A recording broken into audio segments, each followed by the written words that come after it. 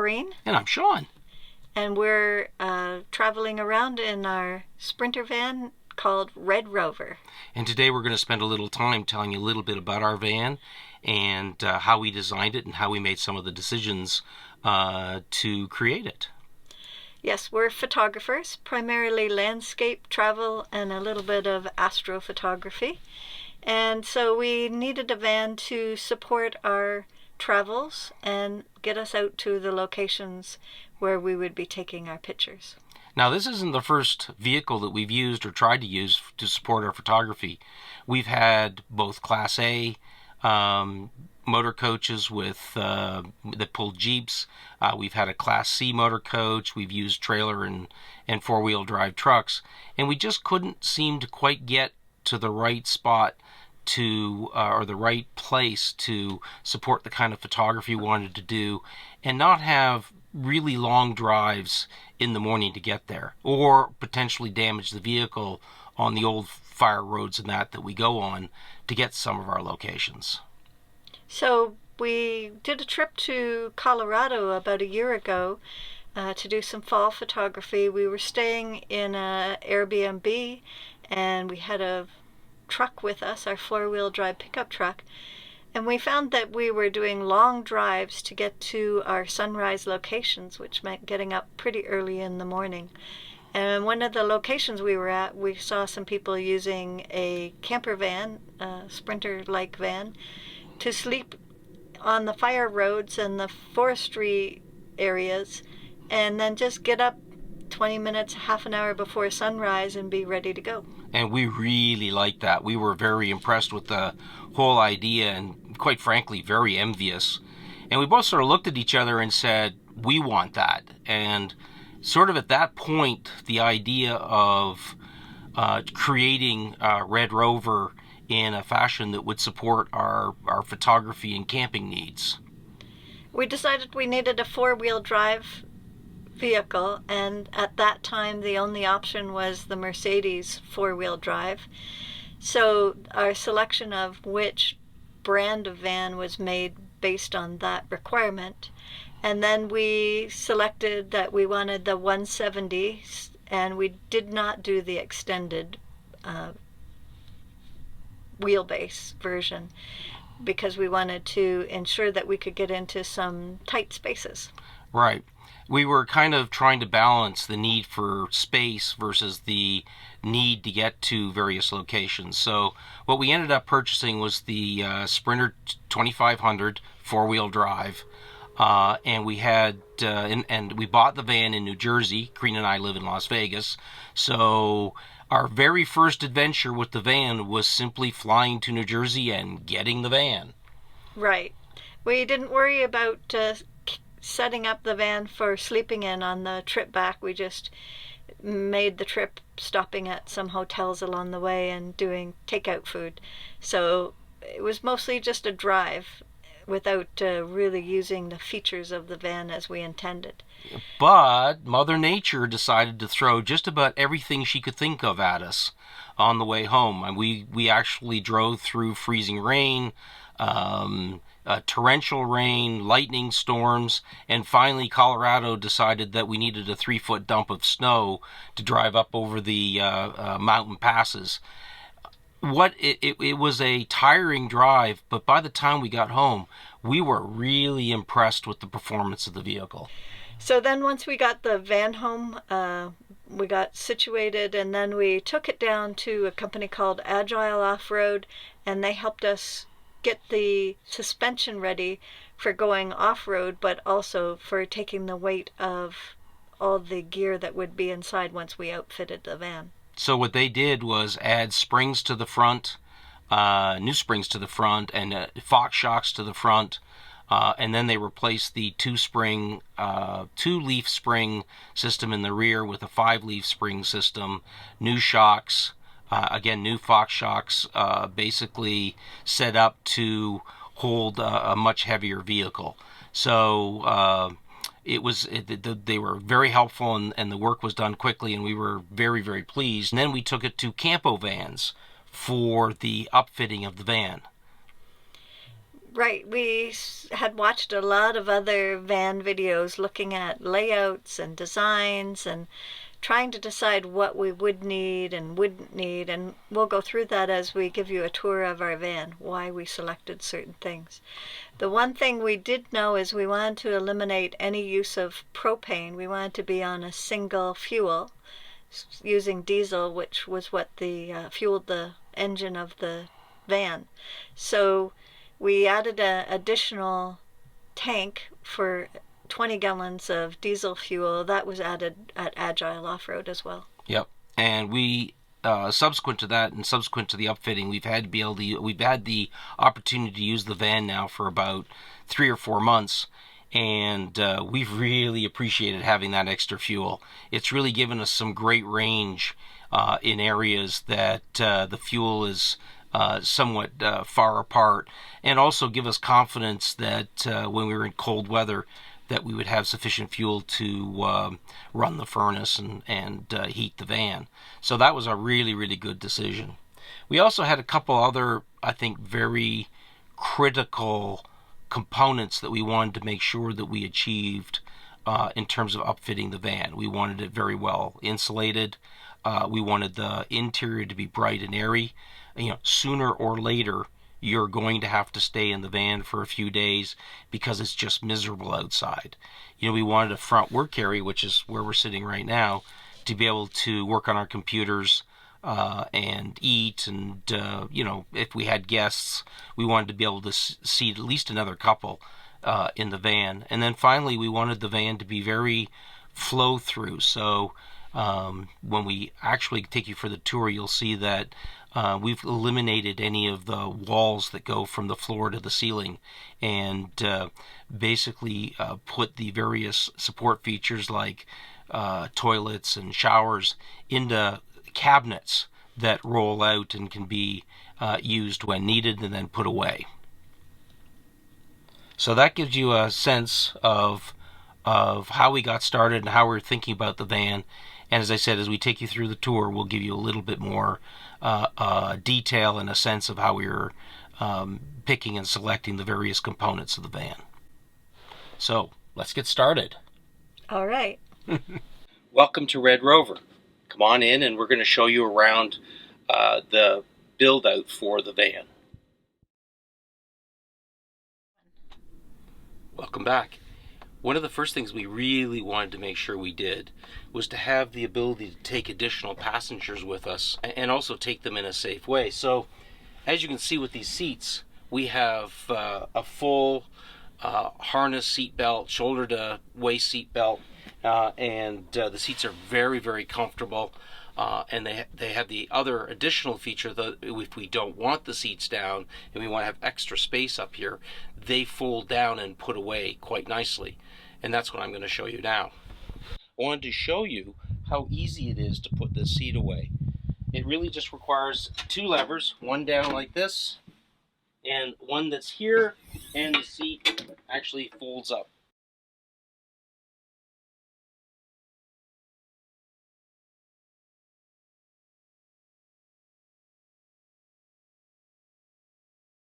We wanted to make sure we had the comforts of home as much as possible. We thought about which appliances were important to us and which we would use most frequently, and tried to eliminate anything that was unnecessary.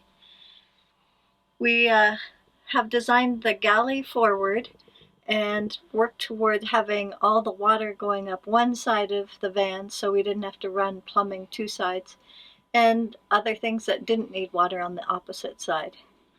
Looking on the driver's side of the van, we have quite a large fridge that we've installed.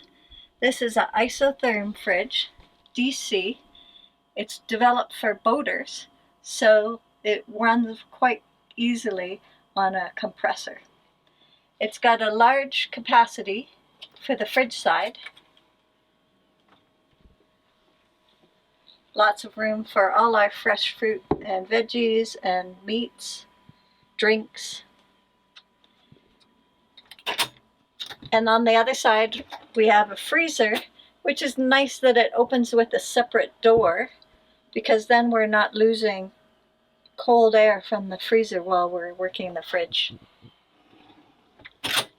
We found so far that it's sufficient for a whole week of groceries. On the passenger side of the van, we built out the sink and food preparation areas. We have a large Ravati sink here, lots of capacity. Underneath the countertop is a switch to turn on the water pump, and then we have an ability to pull the faucet down, and we get either a stream of water or a spray. Over top of the fridge area, we have some storage for our food supplies, coffees, teas, some canned goods, and we have our plate and cup storage. Above the bench seating and the table, we have 3 cabinets. The first one here has all our electrical, and Shawn's going to give you a discussion of that in a few minutes. When we're ready to do some cooking, we have a portable induction cooktop that we use. It runs off AC power, but we will have plenty of power from our inverter. Shawn's going to talk about the power supply shortly. This is sufficient for most of our cooking needs because we're generally cooking one hot dish and then supplementing that with a lot of salads. To the right of our sink, we have our shower that's well hidden underneath this cabinet top. We just flip open the lid, and we have a shower pan down below.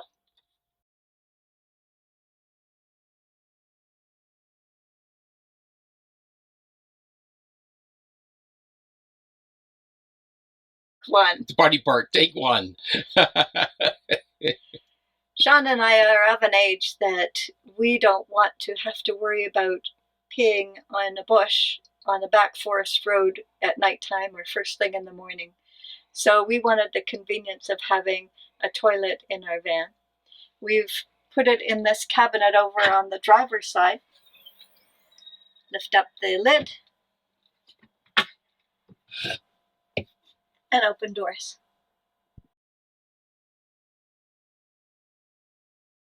We have a small hanging locker, or what sailors call a hanging locker, as a place to hang up our jackets and sweaters.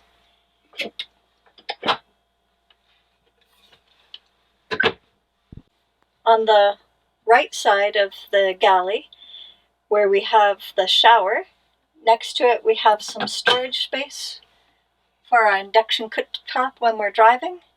Below that I have a nice cabinet where I can store an Instant Pot or larger items. And then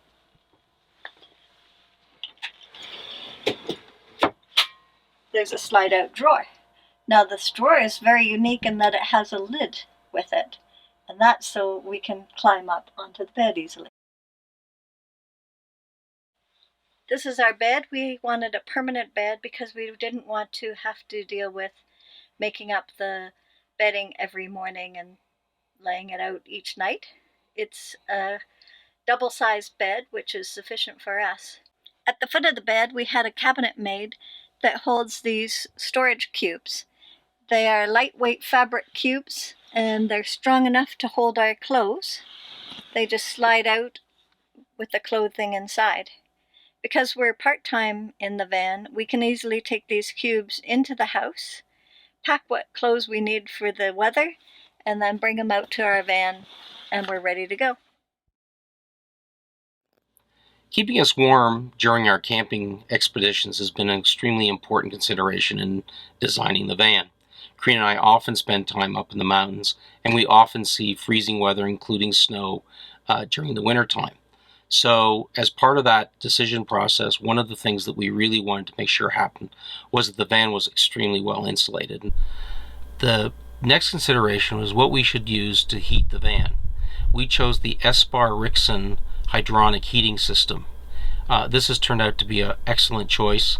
Essentially all of the furnace is on the outside of the van, and the blowers and heat exchangers are on the inside of the van. To date, the van has been used, we've been using the van for about 3 months, And we've been in some pretty cold conditions, down below freezing, probably around about 17 degrees Fahrenheit. And we've really had no problem with the heating system of the van. A side effect of choosing this particular system is it also provides essentially instantaneous hot water.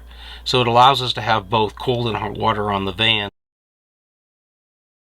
The garage is set up in 3 components. The electrical is all on the left-hand side of the garage. All of the water heating systems are on the right-hand side of the garage. And it was really important to us that we had a great deal of storage in the garage itself. Well, as you can see, the garage is very large. I'm sitting in it right now, and I actually even have headroom in the garage. On this side, we have our water tanks. We have 2 15-gallon freshwater tanks. They're linked together so that it's easy to sort of tell how much water we've got, things like that. Behind the water tanks, or forward of the water tanks, we have our water distribution system, water pumps, and heating system. We also have a high quality filter system to filter the water, and there's a little vacuum system that allows a little accumulator tank, I should say, that allows the water to be equalized out so that we don't have to have the pump on all the time. This up here is our Comfort Hot and our heat exchangers for keeping the van warm. The one actual heat outlet is right up here. We have another one that actually is in our shower. The other thing that's very nice about the van is that it's well supplied with both DC and AC electrical. So if I need to do a little electrical project out here with machine tools or things of that sort, I can run it right out of the back of the garage. We also have these lovely lights. We find these extremely handy. We've already been out a few evenings doing sunset and night photography, and being able to just flip on a light at the back of the van makes it much easier for getting gear out in the morning and putting gear away at nighttime. And then again on the passenger side, we have the water fill port up here and a shower with a quick attach hose. The hose is actually stored in the water system side here, and we got a hot and cold water shower at the back should we want it. Generally, we'll probably use this if we go south to do things like wash our feet and things, wash sand off our feet and things like that. So on this side, on the driver's side, we have our 4 Battleborn 100 amp lithium batteries. They're stored down here. You can see they're well secured and well put together. Above that, they provided us with a very nice storage locker, so I keep all my tools in here. Behind the tools, you probably can't see them very well, but there's the DC electrical panels are on the back wall.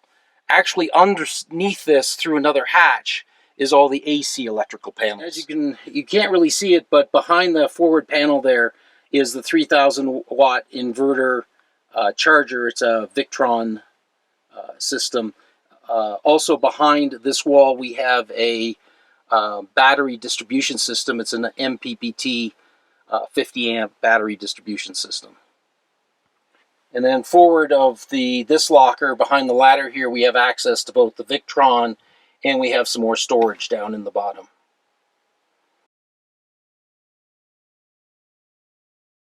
So on the panel, we have a number of different devices, as I indicated earlier.